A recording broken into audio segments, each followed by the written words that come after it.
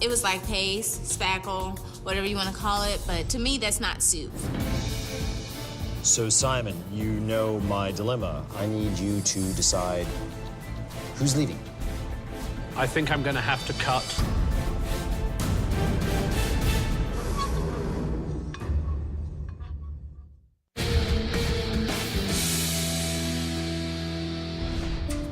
So, Simon, who's leading?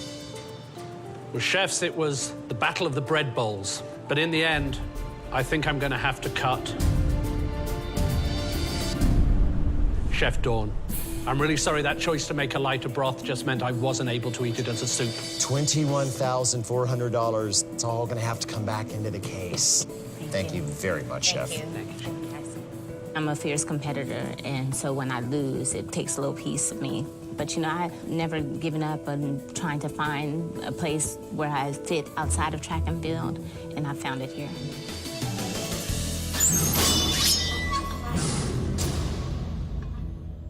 So, Chef Billy, Chef Robert, you have survived to the final third round here in Cutthroat Kitchen. My trainees at Harvest Cafe, they really do look up to me, and I never like to let them down, so I gotta come home a winner. It's very important for me to win because I like to challenge myself, and I feel like this was the perfect opportunity. Things are going to be a little different. I will assign a dish. You will have 30 minutes to cook it.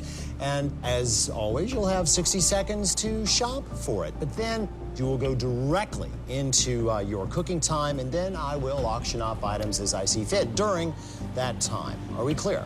Yes, sir. I think what we're going to cook, chicken fried steak. A good chicken fried steak has to be crunchy, and it has to be smothered in peppery sausage gravy. It's got to stop your heart halfway through it. That time begins now. The plan for my dish is grab a piece of meat, and I definitely have to get some milk. And I'm thinking, what goes better with country fried steak than grits? But I'm gonna make an Italian version. I'm gonna make a polenta, basically. Chef, 30 seconds. I gotta grab my flour, I gotta grab my steak. I start grabbing stuff for the gravy, cream, butter, bacon. 5, 4, 3, 2, 1, and your cooking period begins now.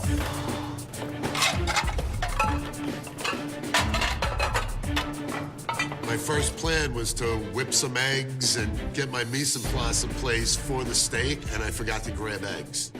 So I'm just gonna soak my steak in buttermilk. Maybe that'll loosen up the fat a little bit, and then just bread that. And I really hope the coating stays on the steak, and then I just really have to make sure it doesn't overcook. What are you doing over there? I got my gravy started, all the flavors coming from the bacon, heavy cream, and black pepper. Just keeping it simple, no flour, no thickeners, because I learned my lesson from the clam chowder. Your attention, please. My first item up for auction is this fantastic little metal mallet, AKA meat tenderizer. If you win this, you can force your opponent to forfeit all knives, hand tools, and utensils for this and this alone. I only have $13,900 right now. He has $17,000. I'm getting this, you know? So I start cutting right away. Start slicing my tomatoes, start slicing my radishes, and now everything I need, it's already cut. So give me that mallet. 3,000. 3,000. 31. 6 grand. 6 grand. 61. I have 61. How about 62, sir? 8,100. 81. Do you want to go higher, sir? Going once, going twice. Sold to you, sir, for $8,100. Beautiful. So Chef Billy's got to use that freaking meat tenderizer, and I am so friggin' happy right now. That mallet is all you need. Look, it's got 2 sides on it. It's a multitasker. It's fabulous. I had this idea of frying my chicken fried steak and then cutting it out, making it look real nice. But now I'm gonna have to rip it apart with my hands or just serve it whole, but it's still gonna taste good. When I was just driving up the price, because I'm not worried about the mallet. I already cut the stuff I need to cut. I don't think I believe you there, Billy boy. Still a lot more stuff you got to cut, I think. Gravy's going as planned. I got my flour in there. I made the roux.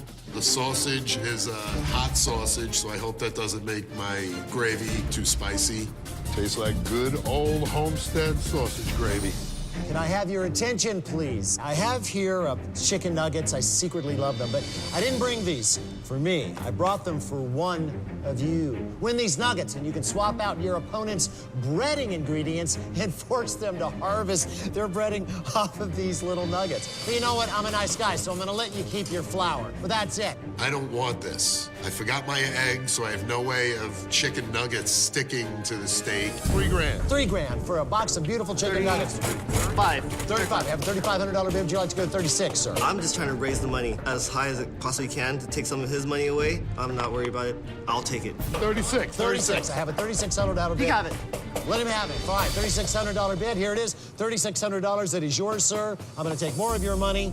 So Chef Billy's pretty screwed right now. He's got a meat tenderizer, no knives. Good luck with the chicken nuggets. How are those nuggets coming out? Taking this batter off so I can use it for my batter, for my crusting. All right, chicken nuggets are delicious, man. They are. I had chicken nuggets flowing through my veins. Do you look like it too? I'm kind of worried about my breading because I forgot the eggs and now I have to deal with these frozen nuggets. I'm worrying that it might be too thin and it won't be crunchy enough. So I'm gonna put a few extra coatings on there. 10 minutes remaining in the challenge. 10 minutes. That looks like a pretty rich dish you got going. You got anything light going on there? Yeah, what? Yo, dude, Grits, this chicken gravy, fried steak, bro. There's nothing light about chicken fried steak. You want to eat a salad? Go home. My chicken fried steak is cooked. My gravy's ready. I just have to compose my salad on the plate. I'm good. I feel good. You know what, Bill? With all your foo-foo sushi stuff, I'll show you a little nice plating. I like to see that. Coming at you, baby. Gentlemen, you have 30 seconds. That looks like a TV dinner, bro. What the hell do you think chicken fried steak is, man? 8, 7, 6, 5, 4, 3, 2, 1. Time's up. Challenge is over. Back away from your station. I look over to Billy, and he's got like this little tiny, weird appetizer-looking thing that belongs in a magazine, not in your mouth. So I'm kind of psyched. I think I'm really gonna pull this one out. I think I put out the better meal right there. Even with all the sabotages that Chef Rob gave me, I'm very, very happy. I'm gonna win this and send him home. That is a meal. This is a meal. After you eat it, you're gonna go into a coma.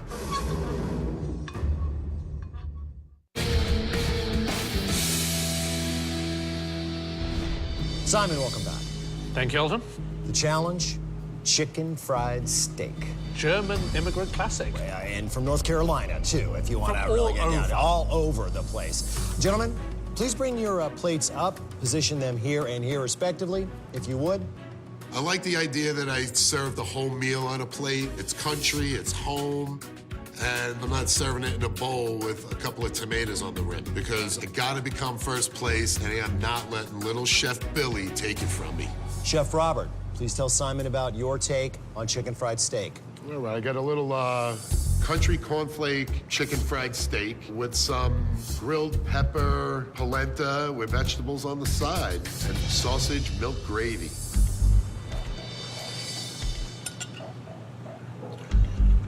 Chef, the steak's a little bit chewy.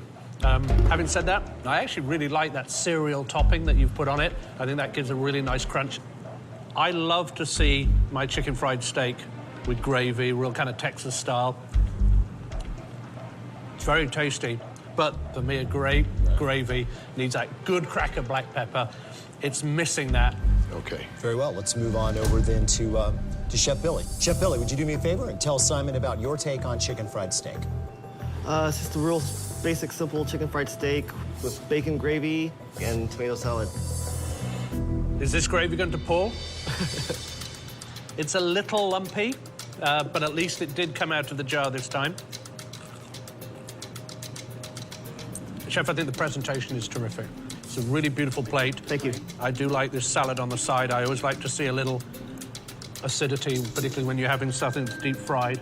But, Chef, the ratio of breading to steak, I think, on your dish is way out of whack. This is the amount of breading I've found, and this is the amount of steak it was covering. And what you've got here is really breading with a little bit of meat inside it.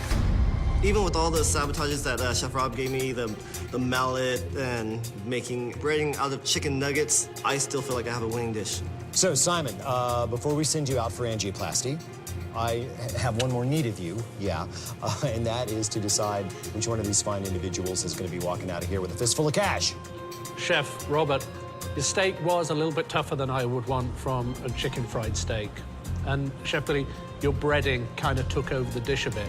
So it has to just come down to the details. And I think my winner is going to be Chef Robert. You really delivered what I thought was a great chicken fried steak. Thank you very much. Congratulations, Chef Robert. I'm sorry, Chef Billy. That means I'm going to need that cash back in the case. Sorry, sir. You played well and brave. Thank you very much. Thank you. Even though I didn't win the whole competition, I think I proved my skill or talent from all the sabotages that I worked through and actually completed dishes. I thought I had it in the bag with Chef Robert, but, you know, just got a little overconfident.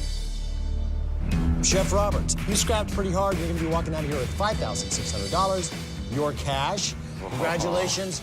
Spend it all in one place. You got it. I won Cutthroat Kitchen, and I'm bringing it home for the trainees at Harvest Cafe. Psyched. They have a special spot in my heart, so I did a big piece of this for them. Woo! I finally did it, baby! Yeah! Yeah! Hungry for more Cutthroat Kitchen? Go to foodnetwork.com/cutthroat.